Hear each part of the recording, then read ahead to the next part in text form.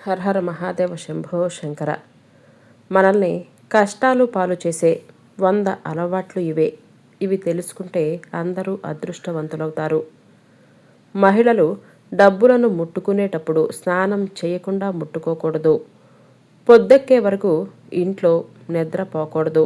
ఆ టైంలో వాకిలి చిమ్ముకోవాలి. ఎందుకంటే లేటుగా నీళ్లు చిమ్మితే సూర్యుడి ముఖాన నీళ్లు చల్లినట్లుగా అవుతుంది. తిన్న ఎంగిలి కంచం ముందు చాలాసేపు కూర్చోకూడదు. తిన్న స్థలం నుంచి కాస్త జరిగైనా సరే వెంటనే కూర్చోవాలి. కానీ చెయ్యి కడిగి అక్కడే కూర్చుంటే దోషం కలుగుతుంది. ఇల్లు ఊడ్చినటువంటి చీపురుని నిల్చోపెట్టకూడదు. వంటగదిలో వాడినటువంటి మసి బట్టలను పొద్దు పోయిన తర్వాత ఎట్టి పరిస్థితుల్లో ఉతకూడదు. సంధ్యాకాలంలో నిద్రపోకూడదు. ఆహారం తినకూడదు. గొడవలు పడకూడదు. ఎందుకంటే ఆ సమయం ప్రదోషకాలం. ధ్యానం పూజలు చేయటం వలన మంచి ఫలితమైతే ఉంటుంది. అలాగే చాలామంది మహిళలు స్నానం చేయకుండా ఎక్కువగా మాట్లాడుతూ చికాకులో కోపంతో వంట చేస్తూ ఉంటారు. ఈ విధంగా వంటను అస్సలు చేయకూడదు. శుభ్రంగా స్నానం చేసి చాలా ప్రశాంతంగా దైవనామస్మరణ చేస్తూ మాత్రమే వంట చేయాలి. దానివలన వంట రుచిగా ఉండటమే కాకుండా ఇంట్లో వారు కూడా అనారోగ్యాల బారిన పడకుండా ఉంటారు. సాయంత్రం 6 దాటిన తర్వాత ఉప్పు, నూనె, కోడిగుడ్లు ఇంటికి తెచ్చుకోవద్దు. అవి శని స్థానాలు.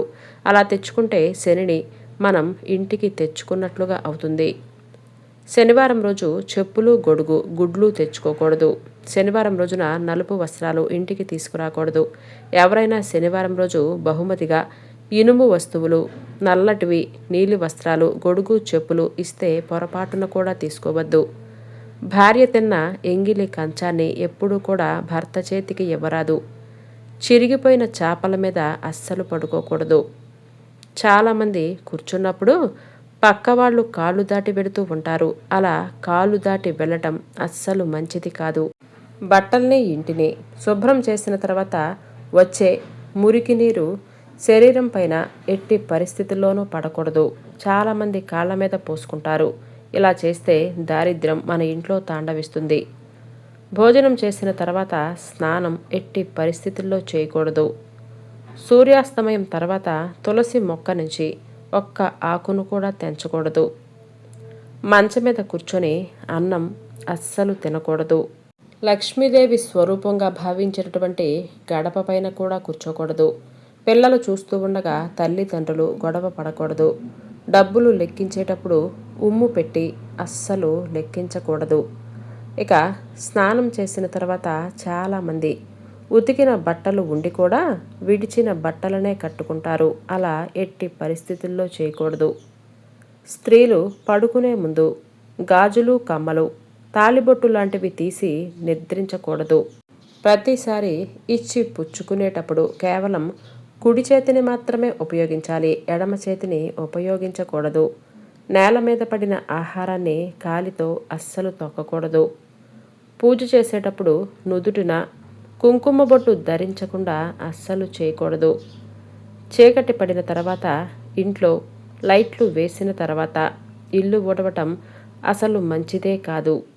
రోలు, రోకలి బండలు, పాత్రలు కడగకుండా అశుభ్రంగా ఉంచుతారని, అలా ఉంచడం వలన నష్టం జరుగుతుందని మన పండితులు చెబుతున్నారు. చీకటిలో భోజనం అస్సలు చేయకూడదు. ఇకపోతే ఇల్లు ఊడ్చినటువంటి చీపురుని నిలబెట్టకూడదు. సాయంత్రం సమయంలో ఎప్పుడు పొరపాటున కూడా నిద్రపోకూడదు. భార్యాభర్తలు సాయంత్రం సమయంలో సంసారం చేయకూడదు. మహిళలు మంగళసూత్రాలకు దేవుడు బొమ్మలు, సేఫ్టీ పిన్నులు అస్సలు తగిలించకూడదు. పాడైపోయిన చెప్పులను ఇంట్లో ఉంచుకోకూడదు. పగిలిన అద్దాన్ని కూడా ఇంట్లో ఉంచకూడదు. భోజనం మధ్యలో లేచి వెళ్ళరాదు. తల వెంట్రుకలు, గోళ్ళు ఇంట్లో వెయ్యరాదు. పెరుగును, ఉప్పును అప్పు ఇవ్వరాదు. వేడివేడి అన్నంలోనికి పెరుగు వేసుకోకూడదు. తిన్న తర్వాత వళ్ళు విరవకూడదు. పాచి ముఖంతో అద్దం చూసుకోకూడదు. వికలాంగులను వేళాకోళం చేయకూడదు. గడప పైన పాదం పెట్టి వెళ్ళకూడదు. ఒంటి కాలిపైన అస్సలు నిల్చోకూడదు. మంగళవారం మరియు శుక్రవారం పుట్టింటి నుంచి కూతురు అత్తవారింటికి వెళ్ళనే కూడదు. చేతి గోళ్లను ఎప్పుడూ కొరకకూడదు. అన్న తమ్ముడు, తండ్రి కొడుకు ఒకేసారి క్షవరం చేయించుకోకూడదు. ఒంటి అరిటాకులు ఎప్పుడూ తీసుకొచ్చుకోవద్దు, జంటగా మాత్రమే తీసుకొచ్చుకోవాలి. సూర్యాస్తమయం వేళలో నిద్రపోరాదు. భోజనం తర్వాత చేతిని ఎండబెట్టవద్దు. పెరుగుని చేతితో చిలికి మజ్జిగ చేయకూడదు. కాళ్ళు కడిగేటప్పుడు మడమలను తడపకుండా కడగరాదు. కర్పూరాన్ని ఎండాకాలంలో దానం అస్సలు ఇవ్వకూడదు. తిన్న తక్షణమే ఎట్టి పరిస్థితుల్లో పడుకోకూడదు. పెద్దల సమక్షంలో కాలుపైన కాలేసుకొని కాళ్ళు చాపుకొని కూర్చోకూడదు. ఇంటికొచ్చినటువంటి ఆడపిల్లలకు, ముత్తైదువులకు పసుపు కుంకుమ ఇవ్వకుండా అస్సలు పంపించకూడదు.